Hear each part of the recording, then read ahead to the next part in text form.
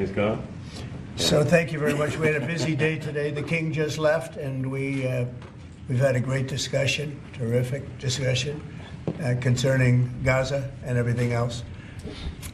We had discussions also about Saturday at 12 o'clock. It's going to be a big moment. We'll see what happens. I don't expect much happening with these people, but we'll see what happens. And we're going to be signing a very important deal today. It's DOGE, and I'm going to ask Elon to tell you a little bit about it and some of the things that we found, which are shocking. Billions and billions of dollars in waste, fraud, and abuse. And I think it's very important. And that's one of the reasons I got elected. I said, we're going to do that. Nobody had any idea it was that bad, that sick, and that corrupt.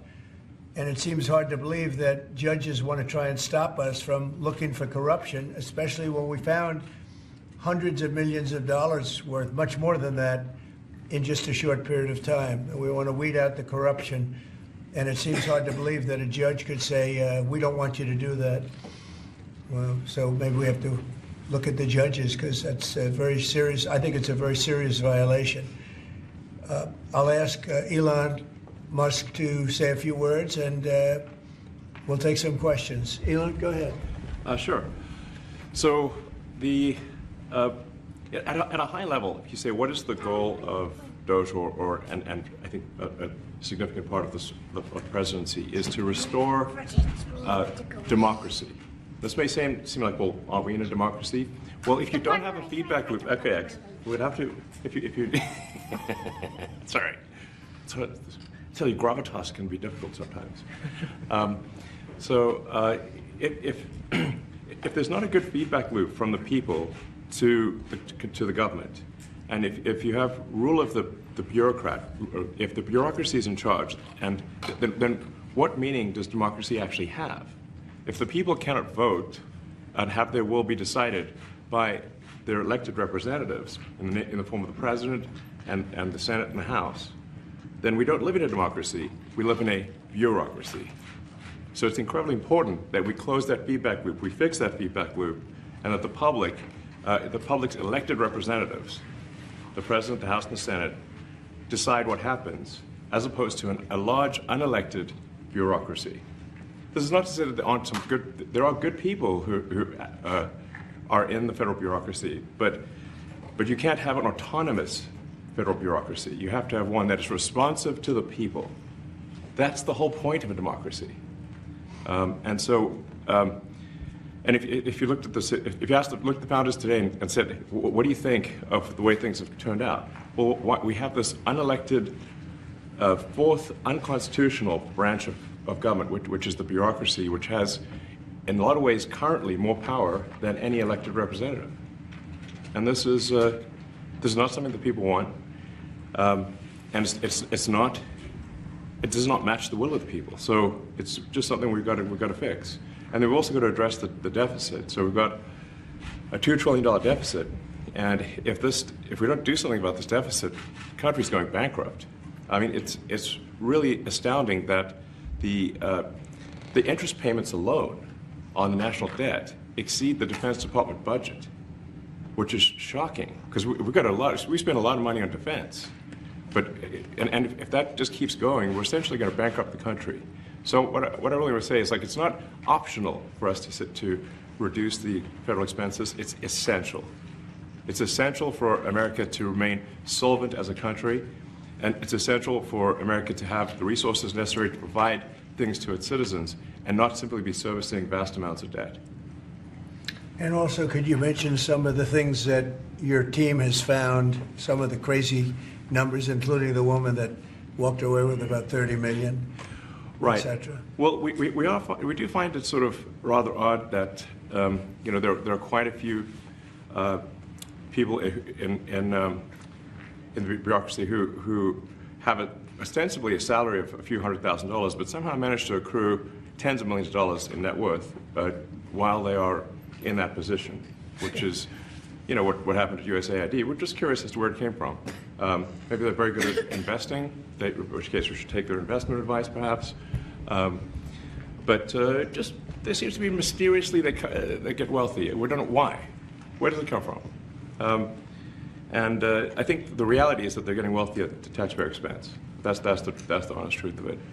So, you know, we're looking at, say, well, we just, if you look at, say, Treasury, for example, basic controls that should be in place, that are in place in any company, such as making sure that any given payment has a payment categorization code, that there is a comment field that describes the payment, and that if a payment is on the do not pay list, that you don't actually pay it. None of those things are true currently. So the reason that departments can't pass audits is because the payments don't have a categorization code. It's like just a massive number of blank checks just flying out the building. So you can't reconcile blank checks. You've got comment fields that are also blank, so you don't know why the payment was made. And then we've got this truly absurd, a do not pay list, which can take up to a year for an organization to get on a do not pay list. And this, we're talking about terrorist organizations, we're talking about known fraudsters, known aspects of waste, known things that do not match any congressional appropriation, can take up to a year to get on the list, and even once on the list is not used. It's mind-blowing. So what we're talking about here, we're really just talking about adding common sense controls that should be present, that haven't been present. So you say, like, well, how could such a thing arise? That seems crazy. When you understand that really everything is geared towards complaint minimization, so then you understand the motivations. So if people receive money, they don't complain, obviously.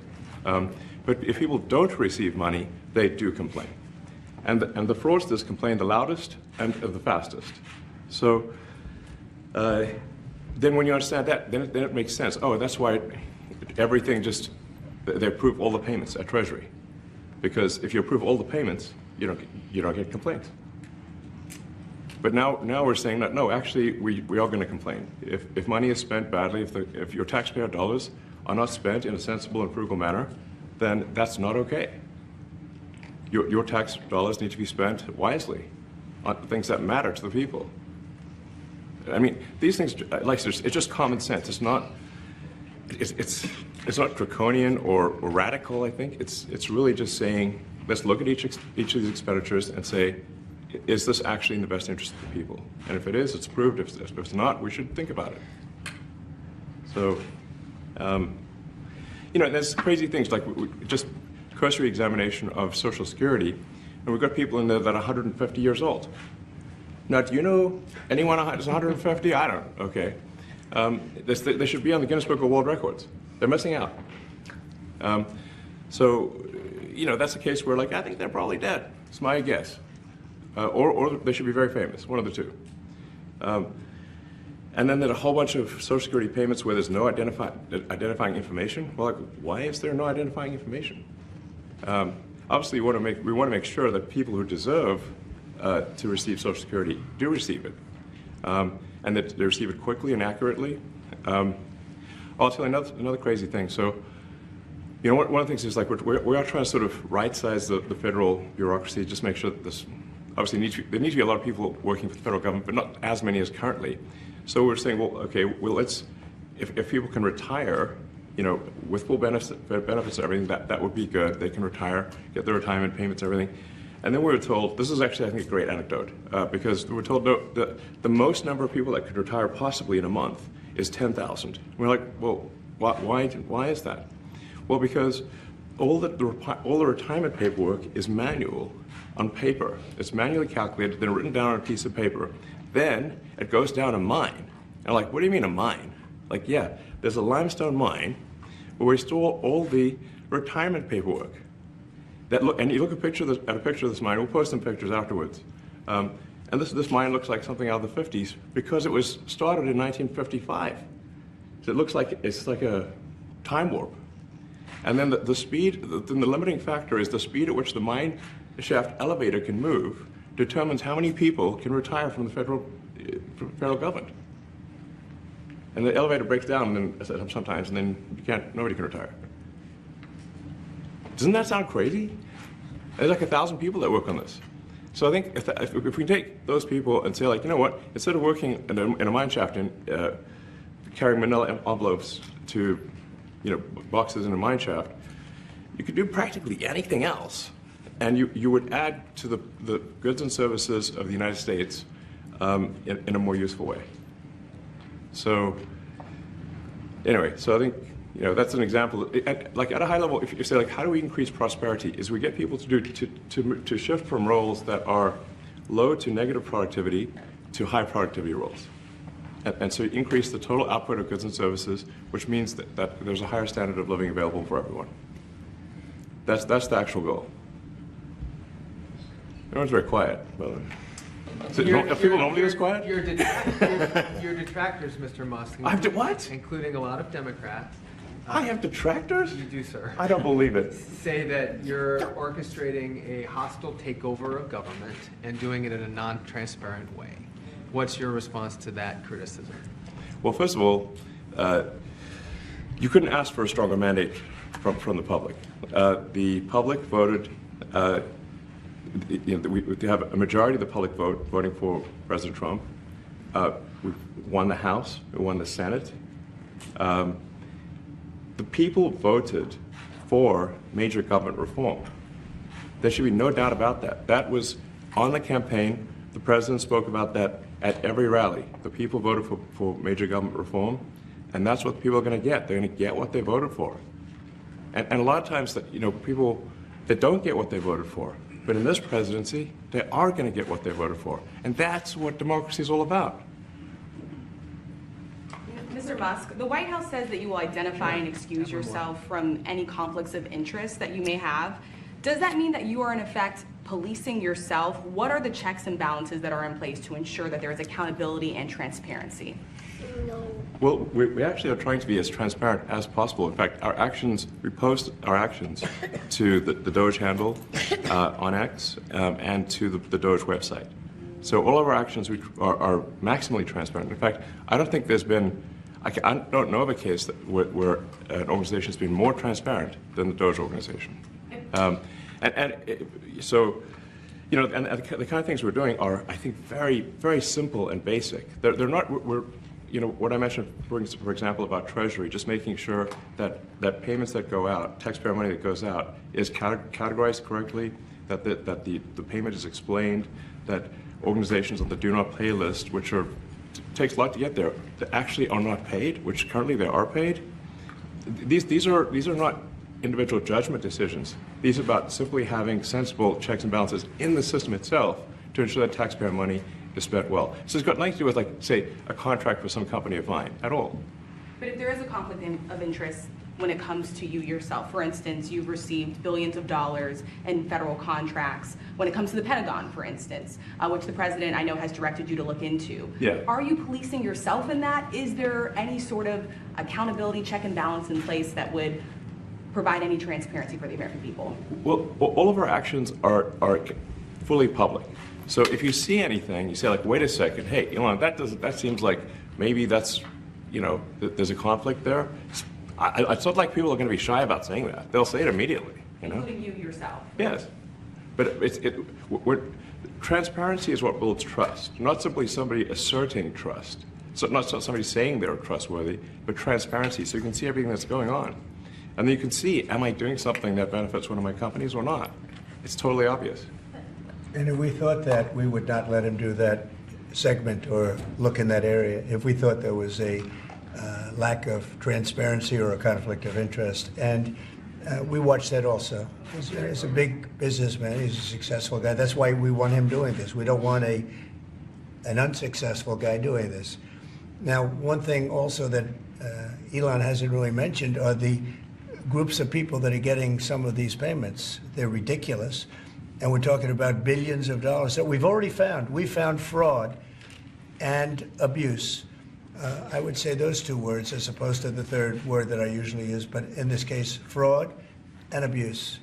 It's abusive because most of these things are virtually made up, or certainly money shouldn't be sent to them. And you know what I'm talking about. It's crazy.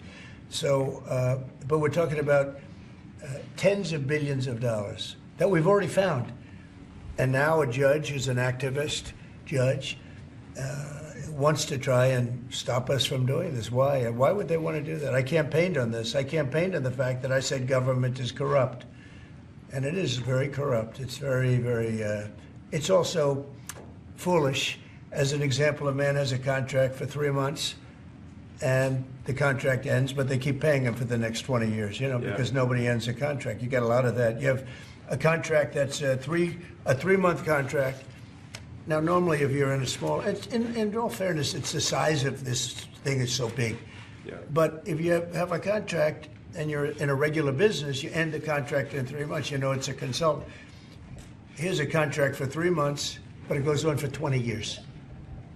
And the guy doesn't say that he got money for 20 years, They don't say it. They just keep getting checks month after month. And you have various things like that, and even much worse than that, actually, much worse. And I guess you call that incompetence, maybe. Yeah. It could be corruption. It could be a deal's made on both sides, where the guy gets the money, he kicks. I think there's a lot of kickback here. I see a lot of kickback here. There's a lot of kickbacks. A tremendous kickback, because nobody could be so stupid to give out some of these contracts, so he has to get a kickback. So that's what I got elected for, that and borders and military and a lot of things, but this is a big part of it. And I hope that the court system is going to allow us to do what we have to do. We got elected to among other things, find all of this fraud, abuse, all of this horrible stuff going on. And we've already found billions of dollars, not like a little bit, billions, many billions of dollars. And when you get down to it, it's going to be probably close to $1 trillion. It could be close to $1 trillion that we're going to find. That will have quite an impact on the budget. And you'll go to a judge where they handpick a judge, and he has certain leanings. I'm not knocking anybody for that, but he has certain leanings. And he wants us to stop looking. How do you stop looking? I mean, we've already found it. We have a case in New York where a hotel has paid $59 million, $59 million because it's housing migrants, illegal migrants, all illegal, I believe. And they were being paid twice the normal room rate at 100% occupancy. Unbelievable. So it's a racket. Mr. Musk, can I ask you a question? You Well, said if I may sort of just going for the president's comments, at a high level, you say, what are the two ingredients that are really necessary in order to cut the budget deficit in half from 2 trillion to 1 trillion? And it's really two things: competence and caring. And if you add competence and caring, you'll cut the budget deficit in half. And I fully expect to be scrutinized and get a daily proctology exam, basically. Might as well just camp out there. So it's not like I think I can get away with something. I'll be scrutinized nonstop. But with the support of the president, we can cut the budget deficit in half from 2 trillion to 1, and then with deregulation, because there's a lot of sort of regulations that don't ultimately serve the public good. We need to free the builders of America to build, and if we do that, that means I think we can get the economic growth to be maybe 3-4%, maybe 5%. And that means if you can get $1 trillion of economic growth and you cut the budget deficit by $1 trillion, between now and next year, there is no inflation. There's no inflation in 26. And if the government is not borrowing as much, it means that interest costs decline. So everyone's, the mortgage, their car payment, their credit card bills, anything, their student debt, the monthly payments drop. That's a fantastic scenario for the average American. I mean, imagine they're going down the grocery aisle and the prices from one year to the next are the same, and their mortgage, all their debt payments dropped. How great is that for the average American? We had That's no what we're idea. We had no idea we were going to find this much, and it's open. It's not like complicated. It's not that simple stuff. complicated. It's Just like a lot of work. Yeah. We can't believe it. A lot of work. A lot of smart people involved. Very, very smart people. But you're talking about anywhere maybe $500 billion. It's crazy the kind of numbers you're talking really crazy. about. Normally when you're looking at something, you'll find you're looking for 1 out of 100. Here you're almost reversing it. You look for one that's good. Yeah. And you can look at the title and you say, why are we doing this? Why are we doing that? And the public gets it. You know, the public gets it. You've seen the polls. The public is saying, why are we paying all this money? This for years, this has gone on. Mr. Musk, President you Trump, said Senator, Yeah, go ahead. Wait, go ahead. Senator Rand Paul today said that DOGE cuts will ultimately need a vote in Congress. Do you agree with that? Is that the plan? I really don't know. I know this. We're finding tremendous fraud and tremendous abuse. If I need a vote of Congress to find fraud and abuse, it's fine with me. I think we'll get the vote, although there'll be some people that wouldn't vote. And how could a judge want to hold us back from finding all of this fraud and finding all of this incompetence? Why would that happen? Why would even Congress want to do that? Now, Congress, if we do need a vote, I think we'd get a very easy vote because we have a track record now. We've already found billions of dollars of abuse, incompetence, and corruption. A lot of corruption. If a judge does block one of your policies, part of your agenda, will you abide by that ruling? Will you comply? Well, I with that always order? abide by the courts, and then I'll have to appeal it. But then what he's done is he slowed down the momentum. And it gives crooked people more time to cover up the books. You know, if a person's crooked and they get caught, other people see that, and all of a sudden it becomes harder later on. So, yeah, the answer is I always abide by the courts, always abide by them, and will appeal. But appeals take a long time, and I would hope that a judge, if you go into a judge and you show him, here's a corrupt situation, we have a check to be sent, but we found it to be corrupt. Do you want us to send this corrupt check to a person, or do you want us not to give it and give it back to the taxpayer? I would hope a judge would say, don't send it, give it back to the taxpayer. Yeah, if I can add to that, what we're finding is that a bunch of the fraud is not even going to Americans. So I think we can all agree that if there's going to be fraud, it should at least go to Americans.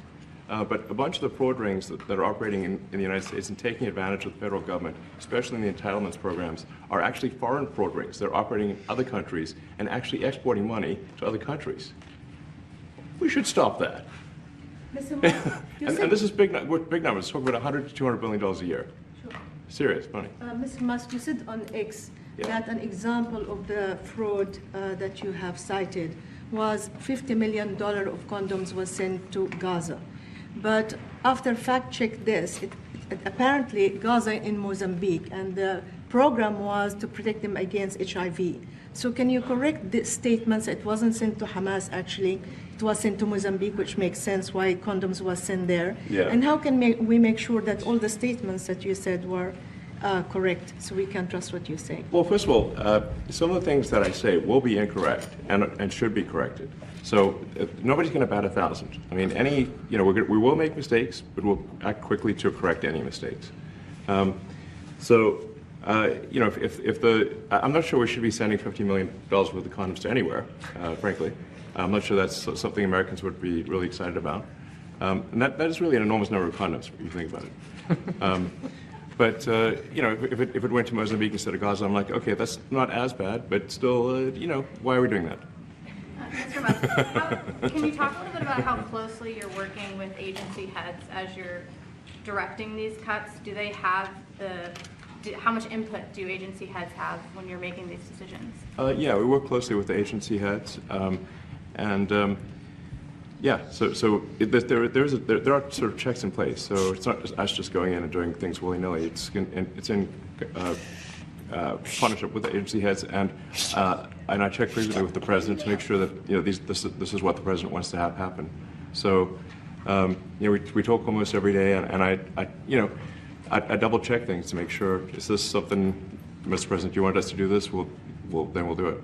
USAID has been one of your main targets. Are you concerned at all that some of the cuts or that shutting that agency altogether may lead to diseases or other bigger problems starting in other countries that then come to the United States? Yeah, so that's an interesting example. So that's something where we work closely with the State Department and Secretary Rubio. And we have, for example, turned on funding for Ebola prevention and for HIV prevention. You left that, you said? Yes, correct. And we are moving fast, so we will make mistakes, but we'll also fix the mistakes very quickly. So, do you see it as a worthy cause, USAID? I think that there's some worthy things, but overall, if you say what was the bang for the buck, I would say it was not very good. And there was far too much of what USAID was doing was influencing elections in ways that I think were dubious and do not stand the light of day. I can just ask a follow-up to the Pentagon contracts. If you have received billions of dollars in contracts from the Pentagon, and the president's directing you to look into the Department of Defense, is Yes, that which we a definitely need conflict to of do and interest? are going to do at the president's request. Does that present a conflict of interest for you? No, because you'd have to look at the individual contract and say, first of all, I'm not the one, filing the contract. It's people at SpaceX or someone who will be putting for the contract. And I'd like to say, if you see any contract where where it was awarded to SpaceX and it wasn't by far the best value for money for the taxpayer, let me know, because every one of them was. The president said the other day that you might look at treasuries. Could you explain that a little bit? What kind of fraud, and that question goes to both of you, what kind of fraud are you expecting to see or do you see right now in U.S. treasuries? Yeah, I think you mean the Treasury Department as opposed to Treasury bills, or. You also referenced treasuries on Air Force One the other night. Go ahead. Well, as I mentioned earlier, really the first order of business is to make sure we're actually collecting. Sorry for this. I thought my son might enjoy this, but he's sticking his fingers in my ears and stuff. So it's a bit hard to hear sometimes. Hey, stop that. No, the stuff we're doing with Treasury Department is so basic that you can't believe it doesn't exist already. So for example, like I mentioned, just making sure that when a payment goes out, it has to have a payment categorization code. It's like, what type of payment is this? You can't just leave the field blank. Currently, many payments, the field is left blank. And you have to describe what's the payment for, some basic rationalization. That also is left blank. So this is why, the Pentagon, when's the last time the Pentagon passed an audit? I mean, a decade ago, maybe? Ever? Really? And we want to, just in order to actually pass audits, you have to have financial information that allows you to trace the payments. And once in a while, the Treasury has to pause payments if it thinks the payment is going to a fraudulent organization. If a company or an organization is on a do not pay list, we should not pay it. I'm sure you would agree. Like, if it's quite hard to get on that payment, the do not pay list, it means that this is someone that is like dead people, terrorists, known fraudsters, that kind of thing. We should not pay them. But currently we do, which is crazy. We should stop that. Many transactions. And by the way, hundreds, thousands of transactions like that. We have a big team. And for the sake of the country, I hope that the person that's in charge and the other people that report to me that are in charge are allowed to do the right thing, namely make sure everything's honest, legitimate, and competent. But we're looking at just, when you look at USAID, that's one. We're going to look at the military. We're going to look at education. They're much bigger areas. But the USAID is really corrupt. I'll tell you, it's corrupt. It's incompetent, and it's really corrupt. And I can't imagine a judge saying, well, it may be corrupt, but you don't have the right. You got elected to look over the country and to, as we say, make America great again, but you don't have the right to go and look and see whether or not things are right that they're paying or that things are honest that they're paying. And nobody can even believe this. Other people, law professors, they've been saying, how can you take that person's right away? You're supposed to be running the country, but we're not allowed to look at who they're paying it to and what they're paying. We have massive amounts of fraud that we caught. I think we probably caught way over a lot of billions of dollars already in, 2 weeks? Yes. And it's going to go to numbers that you're not going to believe. And much, as I said, much is incompetence and much is dishonesty. We have to catch it. And the only way we're going to catch it is to look for it. And if a judge is going to say you're not allowed to look for it, that's pretty sad for our country. I don't understand how it could even work. On the buyout program, can you personally guarantee that? Which one? The buyout program, the operative federal workers. Can you personally guarantee that the workers who opt in to resign now will be paid through September? They'll get their money, but they're getting a good deal. They're getting a big buyout. And what we're trying to do is reduce government. We have too many people. We have office space. It's occupied by 4%. Nobody's showing up to work because they were told not to. And then Biden gave them a 5-year pass, some of them, 48,000 of them, gave them a 5-year pass, that for 5 years you don't have to show up to work. And let me tell you, this is largely, much of this stuff is because of Biden. It's his fault. He allowed this country, what he did